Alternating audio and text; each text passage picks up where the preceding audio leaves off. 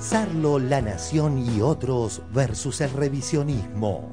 Un signo de estos tiempos es sin dudas el revisionismo de nuestra historia. El épico bicentenario, el acto conmemorativo de la vuelta de Obligado y que hoy se cuestione a otrora intocables como Roca, ejemplifican lo enunciado. En este contexto, el Poder Ejecutivo creó el Instituto Nacional de Revisionismo Histórico Argentino e Iberoamericano Manuel Dorrego. El diario La Nación, su columnista estrella Beatriz Sarlo, entre otros, manifestaron su desacuerdo. Se ha creado un estudio nuevo que se va a ocupar de la historia. ¿De qué se trata? De revisar algunos aspectos de la historia que muchísimas veces fueron mencionados en las conversaciones entre amigos que han leído determinados libros y dicen, ¿sabes que no es así la historia? Está mal contada. La Nación, por Beatriz Sarlo. Puede ser arcaico o puede ser peligroso. Pero a mí me preocupa que realmente lo vivan con tanto. Por ejemplo, ahí en La Nación alguien decía que era un movimiento peligroso. Yo no sé cómo puede ser peligroso un movimiento que tiene una cierta orientación histórica, ¿no es cierto? O sea, peligroso ¿por qué?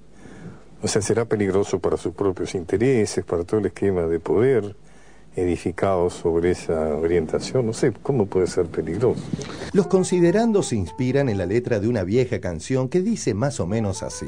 La oligarquía y las fuerzas antinacionales pactaron, desde Bartolomé Mitre, un relato histórico donde suceden las injuriosas falsedades que siguen. 1. Se difama a los verdaderos grandes del pasado y se inventan o exageran las cualidades de los esbirros del imperio y las élites locales, gentuza como Sarmiento o Rivadavia entre los más repudiables. 2. Se oculta la acción de las masas populares en los hechos históricos.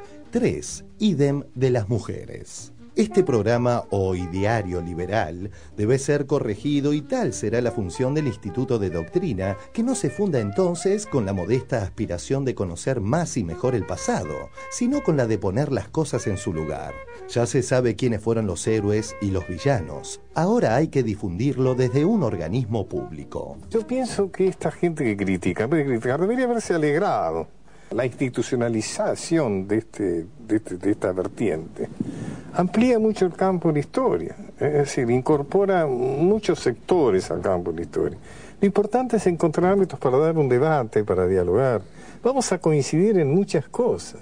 Los revisionistas de los años 20 eran hombres de derecha y lamentaron que Uriburu, después del golpe de 1930, no los empleara como consejeros. Hoy, el revisionismo es una especie de fósil que vive en el paraíso de los bestsellers. No faltan razones de popularidad. Su versión del pasado es simple. Con malos y buenos, élites y masas, pueblos y oligarquías enfrentados en una wagneriana guerra prolongada. Todo es fácil de leer.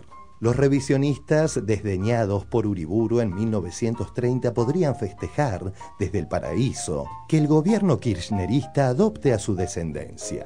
Yo esperaba que hubiera una reacción, porque así ha sido desde el principio de los tiempos en relación al revisionismo histórico, pero me parece que se le fue la mano realmente, ha sido una reacción francamente paranoica, y han dicho muchas pavadas. Atenti con esto, inquieta por tratarse de este gobierno esta actitud del revisionismo gubernamental. Eso inquieta, ese es el elemento que inquieta. Eso a mí me produce un ligero escozor. Ya no es tan ligero, te confieso. La polémica que se instaló entre políticos y reconocidos historiadores tiene que ver con que si el instituto no terminará convirtiéndose en una herramienta más del gobierno para instalar su relato de lo que fue la historia argentina.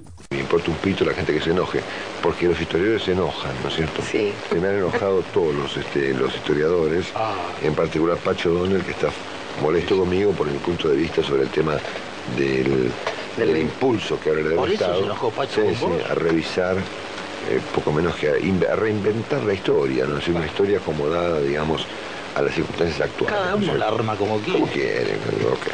Ha sido una reacción francamente paranoica, y han dicho muchas pavadas. Una sola pregunta, perdón, la última que te quiero hacer, y es esta.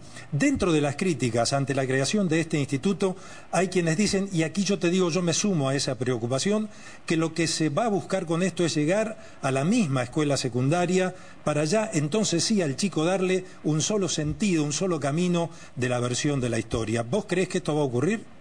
Esa es una visión paranoica. Creo que la visión nacional y popular está ya llegando a las escuelas. Hay modificaciones naturales inducidas por los mismos alumnos, por los mismos profesores.